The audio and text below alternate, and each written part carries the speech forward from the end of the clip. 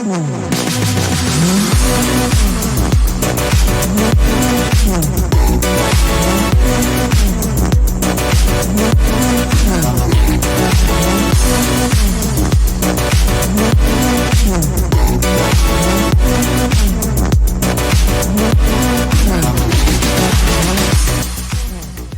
everyone. I'm Emily. And I'm Hannah. And we are the hosts of the I Don't Think So podcast, where we decide if we think a conspiracy theory is believable or if we really don't think so. Here at the I Don't Think So podcast, we are affiliated with Flurry Sports, and we present our theories on your favorite place to listen to podcasts every Wednesday. If you like what you hear, give us a like and a share, and follow us on Twitter at IDon'tThinkSo_EH. If you've been tuning in, you will know that the nature of this podcast, Hannah and I go back and forth bringing conspiracy theories that the other person may or may not have ever heard of. So Hannah's last week was on vampires, and it was our first actual I don't think so. This week, however, is a conspiracy theory that I firmly believe in. Foreshadowing. So I decided to take a peek at it to see really where this conspiracy came from, and Hannah, to hear your consensus on it. So today we're talking about mattresses. Oh. So Hannah, tell me, how often have you bought a mattress in your 24 years of life? I've actually bought quite a few mattresses recently. Well, actually, that's kind of not true. So, I guess I got a few as a child, maybe. And then when my husband and I first moved in together, I wanted to buy a new mattress, but we ended up getting one from a family friend or a family member instead. And so we just recently bought a new one about a year ago. Okay. So, similar story, like not really including my crib. I've maybe had like 4 mattresses in my entire lifetime, which includes my toddler bed, which for those who need to know was a race car. My, childhood into adulthood life, the mattress that my parents still have. I bought my first mattress when I was in college, and it was a twin mattress. And then the mattress that I have now, which is a memory foam mattress. However, I didn't purchase this mattress. I actually got it for free. So I've really only ever bought one mattress in my entire lifetime. Yeah, I guess me too. We really have only bought one. Mm-hmm. So I'm here to talk to you today about the business Mattress Firm. Have you ever heard of the conspiracy surrounding Mattress Firm? Yeah, I've kind of heard some theories about how there's so many of them. It feels like the towns that have mattress firms, there's just one like on every single corner. And there's just like way too many of them for how many people who would be actually buying a mattress. Yeah, agreed. Well, I'll tell you how they stay in business. Money laundering. Ooh! So this conspiracy revolves around Mattress Firm and how they launder money to stay in business. All right, so taking a look at some numbers, because a lot of the conspiracy theory surrounds just like what you said. There's a lot of mattress firms in one area, and it doesn't really make sense. So let's just run a few numbers for you.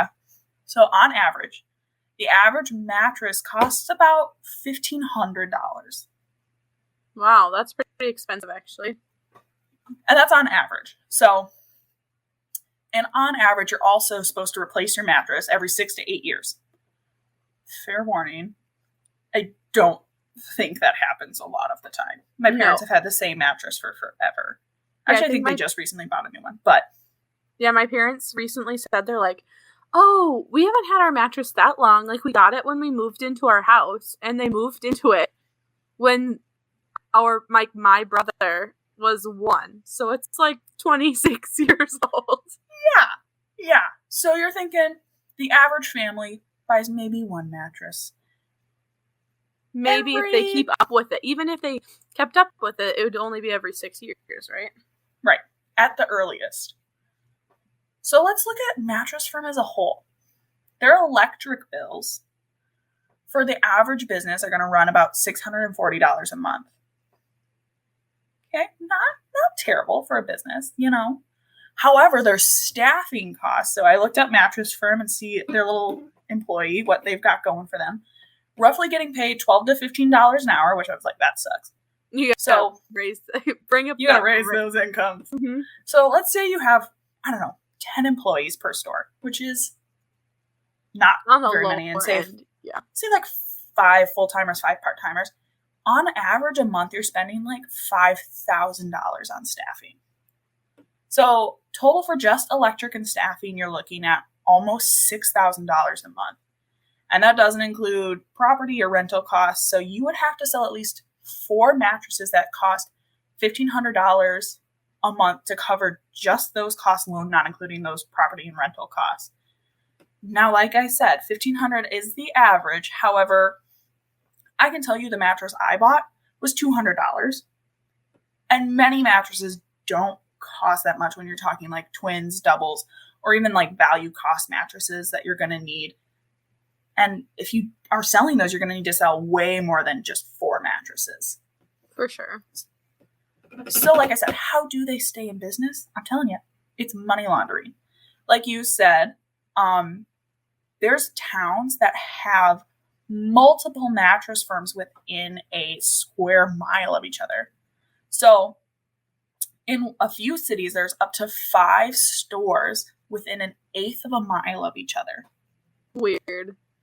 So you're telling me that 8 mattresses are getting sold. That's not the right math. Hold on. 4 times 5. You're telling me 20 people are buying a mattress every month to keep all those stores in business? Mm-mm. So where did this all kind of originate from? So let's look at Mattress Firm as a whole. And they've actually previously already been in quite a bit of legal trouble in 2009, 2017, and 2018 for various crimes. So we'll start off in 2009, pardon me. In 2009, Mattress Firm sued one of their own vice presidents for padding his wallet because he would overestimate the cost of what it would cost to build a new store and then keep the money that was left over after he built the store for cheaper. What he took totaled up to $36 million. Oddly enough, about a year later, charges got dropped. And there was never any clear depiction of if a settlement was reached. So little is known about what's ever happened to this $36 million. It just kind of disappeared. Just got swept under the rug. Interesting. Very interesting. Mm-hmm.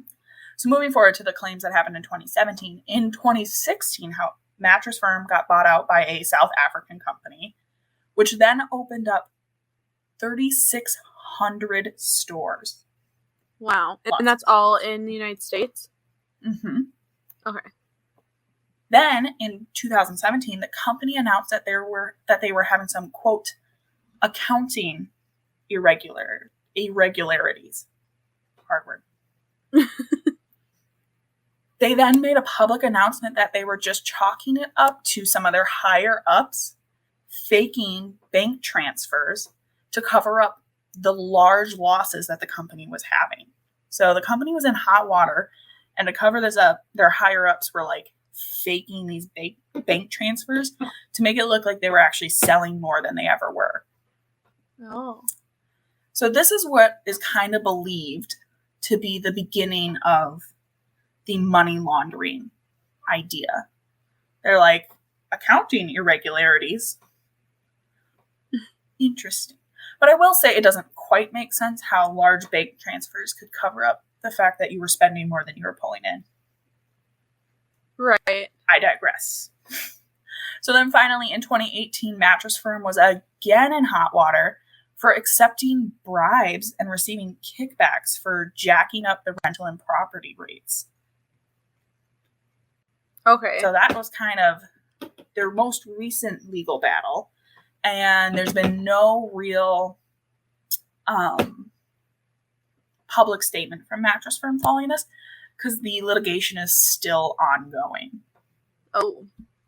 So they were receiving money from other places and like contractors and rental properties for charging higher rent, and then receiving money from those renters or from the rental properties.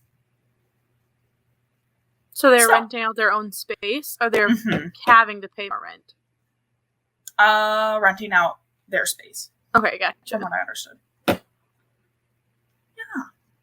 So going back to that suggested money launderings, because they have multiple stores within a few feet of each other, it seems like. So Mattress Firm got asked about this. And they said why they'd have so many stores so close together. Their spokesperson stated that they did it because they wanted to grow, quote, organically and assist in accomplishing their goal of being the first specialty mattress company that existed from coast to coast.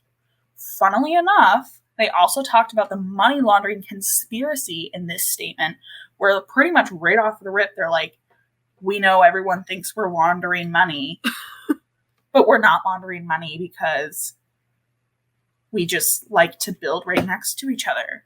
And the best way to cover it up is just to face it and deny it, right? Because what's more shady besides being like, oh, money no. I can't be laundering money if I'm telling you I'm not laundering money. You know when you get caught in a lie and you're like, that's crazy. I would never do that thing. Mattress Firm is just trying to gaslight us. Master gaslighters. That's what they are. This whole time. So, that's pretty much all the research that I did on the Mattress Firm conspiracy theory. However, from personal takes, I live in a pretty large city right now. And there's several mattress firms all in one like block of each other. And let me tell you, I drive past them probably twice a day, and there is never a single solitary car in these parking lots. So you're telling me day in and day out that there's just nobody in these stores, and somehow you are able to pay extremely high prices for staffing, electric, property tax, rental costs, because a lot of places just rent the property. By what? Selling mattresses? You should have gone in and investigated. I should have. Like, how many customers do you have a day? Update next week. I'll pop in and get like hounded by a salesperson who hasn't had any social interaction for the last week and a half. Honestly, though, wouldn't it be kind of sad for the employees who genuinely want to go and they're like, you know what I want to do? I really want to sell a mattress. I'm going to work at this mattress firm because they must be doing so well. They've got so many around here. Like, I can literally take my pick of which store I want to work at. Right. How easy for me. And then no one comes in except for some, like, angry Karen who actually needs a mattress. Because here's the thing. Brick and mortar stores are going out all over the place. The mattress my parents recently bought was like the purple mattress that you can buy online that comes in a box. Sure. I'm telling you, those mattresses are much more readily available than trying to go to a mattress firm, lay on a mattress that 75 other people have laid on. Gross. Go. Yeah, this feels all right. With some man in khakis standing over you. Going. Goldilocks in it. Going, this one's got good springs. This one will last you 6 years, but you should come back in 5. I'm telling you. The brick and mortar stores are struggling by themselves anyways. And I can't imagine that mattress stores, where you buy a mattress once every 20 years, is doing that well. I tried to save face with them a little bit, thinking of hotels and motels thinking about how often that they are turning over and buying brand new mattresses. However, Hannah and I both worked at a hotel, and I can tell you they do not. They do not purchase new mattresses, even when they get stained and ripped. You either sew them, patch them, take a steamer to them, and they get covered. Because even when we switched companies, so like we worked at a hotel that switched contracts from one company to another company while we were still working for them, and they just transferred most of the stuff except for the furniture that had to meet whatever the contracts required. We kept all the mattresses and stuff, so even if they're switching companies and stuff like that, it's not like those places are having to get new mattresses. Right. And mattresses at hotels, motels, things like that, get rotated and flipped on a 3-month basis, which you should be doing with your mattress at home, but I do understand that that doesn't happen very frequently. However, I can guarantee you that those mattresses will get flipped and rotated for much longer than 8 years before they have to be replaced. Mm-hmm. I genuinely don't believe the entire time we worked at this hotel that they received even one brand new mattress. No, and I worked there for over 5 years. Mm-hmm. And we had my brother worked there prior, and he never talked about any new mattresses either. No. The only time I think there might have been a new mattress was that gentleman who, took a knife to it. Yes. If they get severely damaged, cutting through it and putting lighter fluid on it, that will require a complete flip of the entire room, if you didn't know. So, don't suggest it. You will get arrested. It will not go well for you. Also, just PSA, if you bring a gun to a hotel, don't ask for it back if you leave it in the room.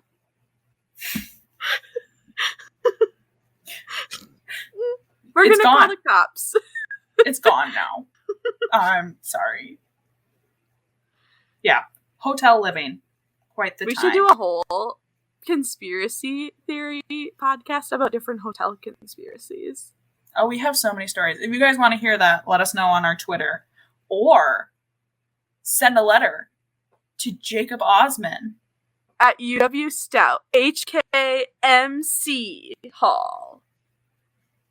He would really love to write back to all of you with all of his free time. He might teach some college students how to read. With your kind letters. So, Hannah, do you have any other opinions on the Mattress Firm conspiracy theory? No, I would say if I wanted to reflect back on it, I've heard different snippets of this theory before, but you did present a lot of good new information, and with our own personal experiences with it, I do genuinely believe this is a conspiracy. If they're not laundering money, something else shady is happening within this company. There's something illegal happening here. I don't know what they're laundering money through. It might be through a different business or something like that, but they're definitely doing something illegal to be able to keep this many stores afloat. Correct. Do I 100% know that they're laundering money? No. Do I believe wholeheartedly that there has to be some other illegal activity going on, which you did see when I talked about the 2009, 2017, and 2018 things were all kind of based in fraud. But they still have to get money from something. Right. There has to be money coming in from somewhere. And those kickbacks that they received in 2018, there's no way that there's enough. Maybe they're rolling high on that $36 million from 2009. Maybe. But they still had to get that money. Again, they had to get that money from somewhere. Could be laundering it from something else. That's true. Well, because the one thing that happened in 2009 was that VP who was this building gonna cost $1 million to build, and it really only cost $500,000, and then he pocketed the other $500,000. Well, but they had been taking out loans or something, weren't they, to get the money for it? Unsure. Didn't do that much research in it. What I did look up was trying to figure out where that $36 million went and like what the settlement looked like, and there wasn't one. Nothing else. So I don't know about you. If I drop a quarter on the ground, I stop and pick it up. Same. So I can't imagine being out $36 million and going, you know, you were really fun while you worked here. The office people really loved you. I think you deserve to keep this $36 million. He's great at potlucks. Always brought such good snacks to the office. His wife baked cookies. You know. Honestly worth it. Yeah, I would also be like, hey, put that $36 million towards I'm not going to get anything, so... I do have one other update on a previous conspiracy theory that we talked about. Oh boy. So if you want to take a minute to go back and do that, I think we could kind of transition from this topic. Bring it on. Well, first, I want to... So, your official consensus is... I think so. I think that Mattress Firm is laundering money. I think that was a good theory that you presented. You. Like I said at the beginning of this episode, I really think Mattress Firm is up to something shady. Yeah. I think all mattress stores are. You know, Mattress Firm is the only one that's coming to my mind right at this moment in time, but I know there's other. Right, because when we bought a mattress, we didn't even get it at a mattress store. We got it at Menards. Yeah. That's what I mean, you can buy a mattress just about anywhere. You can go to Kohl's. You can go, you know, when Sears was still a thing. You can go to Sears, JCPenney, Yonkers in the mall had them. Home furniture, where they might shame you. Don't go. Don't go to Home Furniture. They will not. They will tell you that you are too poor to buy the curtains that they do not sell. True story. Or if you are going to go, don't wear a Rugrats crop top t-shirt with a food stain on it. And open-toed socks. Open-toed shoes with mismatching socks. They will shame you right out of their store. And follow you around to make sure you're not, like, stealing something. I don't know. What am I going to do? Pick up this couch? I don't know. Do we really look like people that are going to come try to steal from a Home Furniture? We walked right to the discount section. Leave us alone. Yeah, you're right. We are cheap. But I could have paid more. I just don't want to for curtains. I didn't even sit on any of your nice couches. I was too afraid. Don't kick me out. Okay, anyway. So, if you want to rewind, Emily, to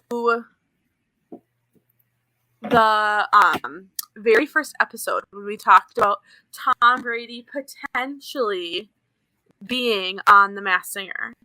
Yes. Right? And we thought that he might be on it. Now, I don't know if he is. I haven't watched the show or anything. However, I did find this article online. This actually came up a long time ago, and I was going to bring it up. And it didn't hit me till this moment. That's all right. But, so you know how he was giving a bunch of different excuses as to why he had missed training camp. Yeah.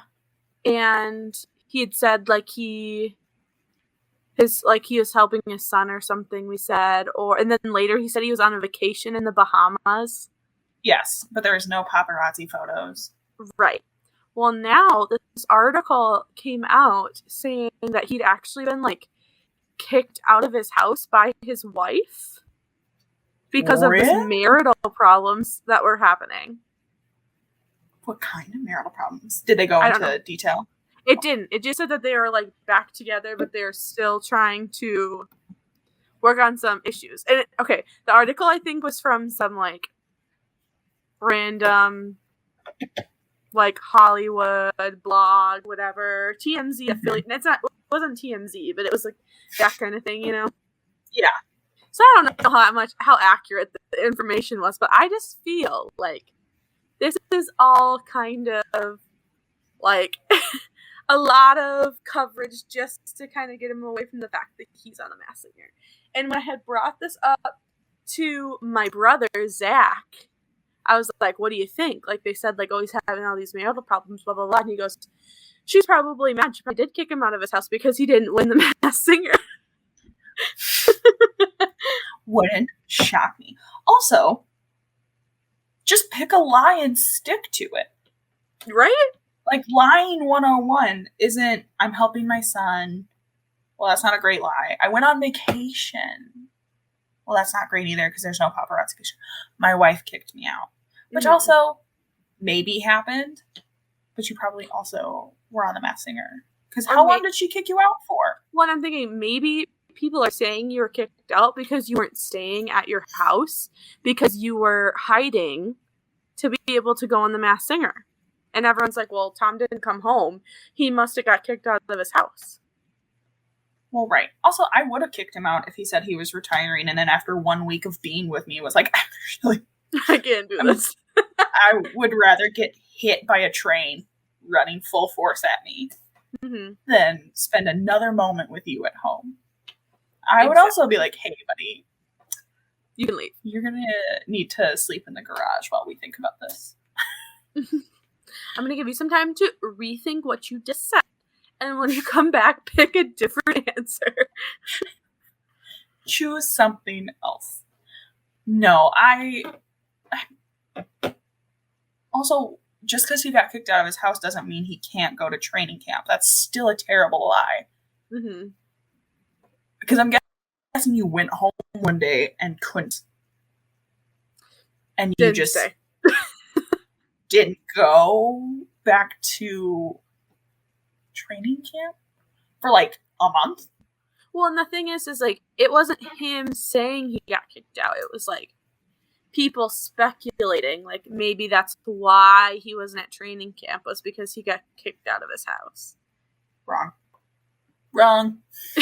Incorrect.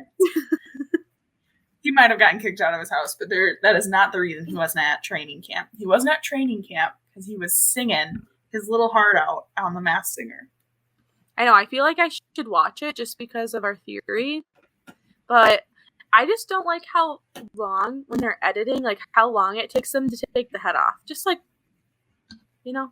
Pop it off. Pop it off. Pick up the pace. I don't have a lot of patience for that kind of stuff anymore. No.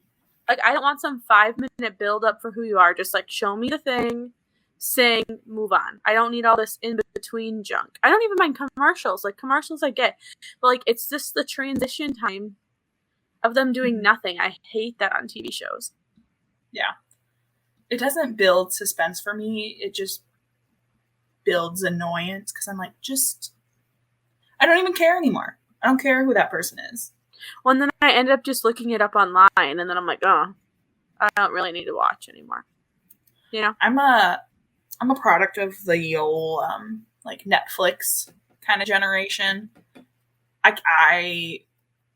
just fast forward if things are moving too slowly and having the option to do that.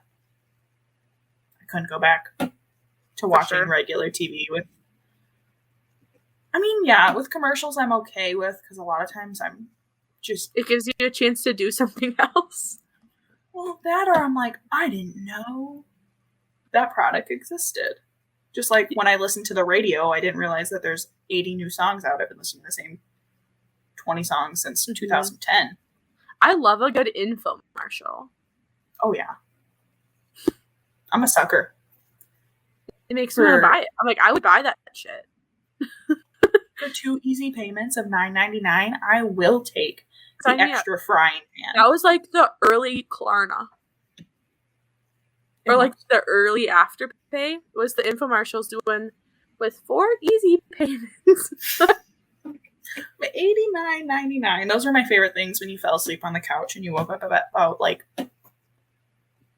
3 in the morning. You're like, what is this? And they're like selling ShamWows, and you're like, Mm-hmm. I want to buy a ShamWow. I'm in. I've never been more sure of anything in my entire life than I am about how good of a towel that has to be. Well, and then Zach got some for Christmas. He put it on his Christmas list to get a ShamWow. And they're bad. Like, they didn't soak up anything. Oh. They remind me of like a microfiber cloth, which I hate when people clean with microfiber because that's like good to dust. It doesn't soak up water. It doesn't soak up liquid at all. I use microfibers to clean everything. You do? Oh, yeah. I hate the feeling of them. I hate them. It's like a sensory thing. I've got weird sensory things sometimes.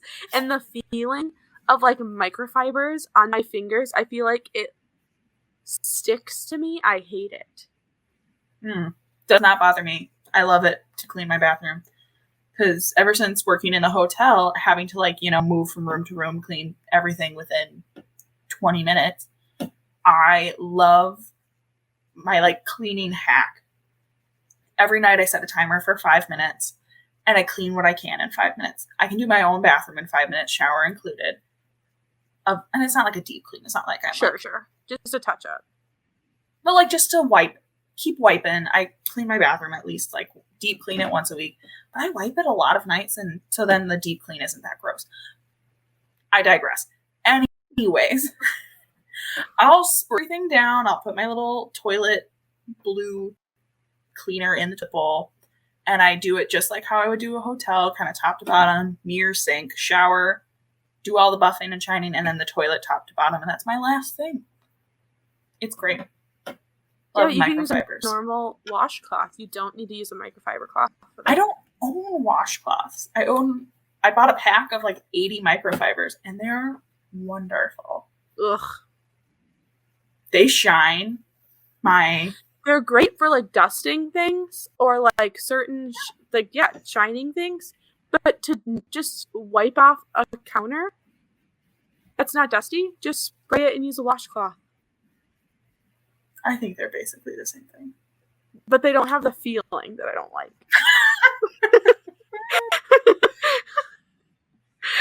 I told you, it's a total sensory thing. Like, I touch them and I'm like, ugh. Put gloves on. No, that's like too much work. And you know what? I saw on one time. Okay, last thing. Then we need to stop because this is not a conspiracy. This is true. Anna hates microfiber cloths. No, I saw this one thing. And it's like, oh, it's this type of microfiber cloth that like removes your makeup, and I'm like, that sounds like the worst thing ever to rub that on my face. Ugh. Just use a balm. Double cleanse, people. Thank you. Don't need a microfiber cloth for your face. Also, I feel like that is exfoliating your face in like not a healthy way, and then you're just gonna get super oily. To do that every night, that's a lot of exfoliation. Yeah. Some people's faces can probably handle it. Mine's too sensitive. Would be a nightmare. I can't even touch them. Imagine it being on my face. Sensory overload. Okay. Well, now that we've talked for half our time about other things, thank you so much for listening. If you want us to just do an episode of us rambling about things we don't like, honestly, our hotel days, we get some crazy stories. Just let us know and we will deliver. I've got too many trapped in my brain forever. PTSD. Wake up at night in cold sweats thinking about hotel life. Ugh. As always, if you liked the show, go ahead and give us a like. Share it with your friends. Share it with your family. Share it with your enemy. I don't know. Share it with the person walking by you on the street. Let them know how great of a show the I Don't Think So podcast is. And give us a follow on Twitter at the I Don't Think So _EH. Mm-hmm. We'll see you all. Go ahead. I was going to say, and if you don't agree with us that you don't think Mattress Firm Launder Money, you can just send a good letter to Jake Ausman at EW Stout and say, I don't think so. Here's why. Jake.